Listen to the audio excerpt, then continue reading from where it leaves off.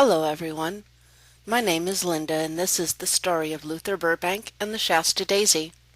Luther Burbank created the Shasta daisy and hundreds of other flowers, fruits like the Santa Rosa plum, vegetables, and grains. When Luther was a child he became interested in plants. Near his house was a patch of wild ox-eye daisies which at the time were considered to be weeds. Luther liked these flowers a lot even though they were weeds. Luther decided that someday he would create a daisy that would be appreciated. He had many great ideas even when he was a child. His new plants made such an impact that his birthday is celebrated as Arbor Day. Luther was born and grew up in Massachusetts, where his father had a farm. One of the main crops they grew was cranberries. Luther realized that he could make their cranberry bog bigger and the crop larger by building a dam on the river. The dam flooded a new area where the cranberry plants spread. The new flooded area froze during the next winter, and the Burbank family children had their own skating rink. The following year, the larger cranberry bog yielded a bountiful harvest. Other farmers in the area noticed this and built their own dams. His first experiment with seeds was with that ox-eye daisy. One day, while he was playing, he saw a daisy that was much larger and prettier than the rest. He marked the place where the plant was growing, came back when the flower was ripe, and gathered its seeds. He planted those seeds in a flower bed near his home. But there was such a wide range of variety in the types of flowers that grew from those seeds that his father forced him to destroy all of the plants. He resolved to repeat the experiment somewhere else after he grew up. California was the home of Luther's older brother George. George's descriptions of the plants that could be grown in California convinced Luther to someday move there, and he eventually did.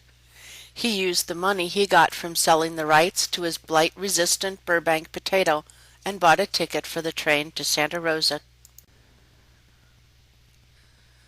This is Luther Burbank's home in Santa Rosa, California. It's a registered historic landmark. To the right, you can see his greenhouse where he conducted many of his experiments hybridizing plants. This is the other side of his greenhouse. The brick area at the end has a stove and a chimney to heat the greenhouse in the winter. Many famous plants started out here. The following pictures of plants are all growing in his garden. He developed many different kinds of berries.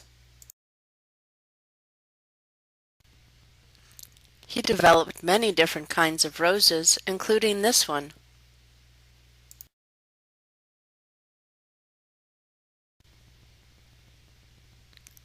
This is one of his dahlias.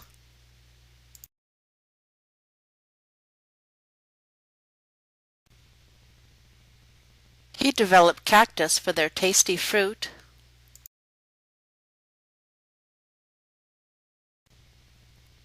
Spineless cactus for cattle food.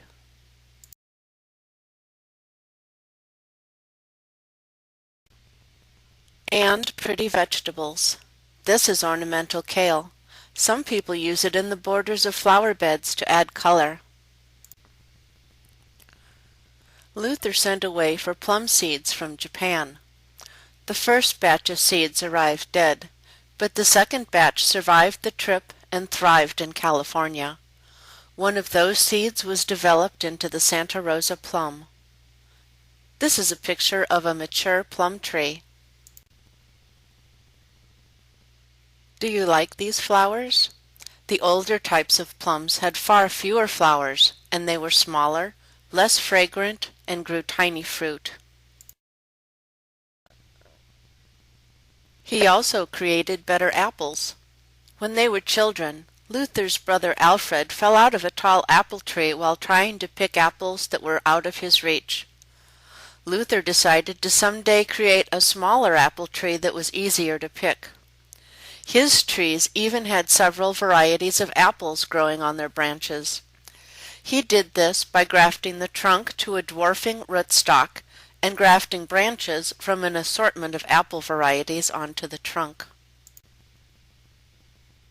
Now his home is a museum operated as a city park. It has a gift shop and tours of the grounds. This side is the entrance. This is the other side of the house. He designed and planted some of the landscape that you see here. Here is a picture of the map of the grounds and a view of another side of the house. Many of the plants in his garden have labels telling their names. Here you see his Shasta daisy, now a popular landscape plant that's widely available around the world. Over 17 years he crossed 4 different types of white daisies from the United States, Europe, and Japan. He named this daisy after the white snow on Mount Shasta, a mountain in California.